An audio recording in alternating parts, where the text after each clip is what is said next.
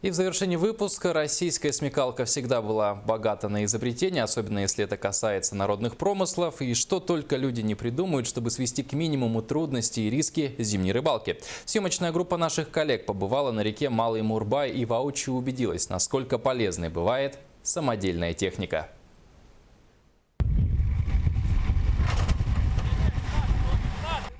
Это и буксир, и разведчик-проводник, и когда надо, удобный перевозчик. Без него на заснеженных просторах просто не обойтись. В своем кругу этот автомобиль ребята называют котлета, очевидно, по аналогии с процессом изготовления данного продукта. То есть слепили из того, что было. И, как оказалось, изделие очень употребляемо, особенно в экстремальных случаях. Котлета с хорошей начинкой. Машина смонтирована на базе Nissan Safari. Задняя часть кузова отрезана, а передняя переделана под установку больших колес с повышенной проходимости. Японское качество с русской душой и размахом. На автомобиле планируется установка усиленных мостов и высокий забор воздуха для преодоления бродов. Радиаторы вывели наружу, чтобы когда идешь по лесу, это в целях защиты.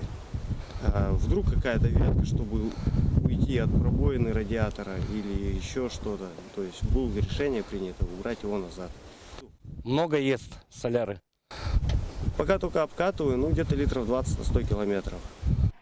Это только второй выезд котлеты, но, по мнению друзей Антона, машина – настоящий помощник. Котлета еще полуфабрикат, машина на обкатке. Но по ее завершению Антон Максимов планирует принять участие в республиканских соревнованиях внедорожников, где надеется занять достойное место.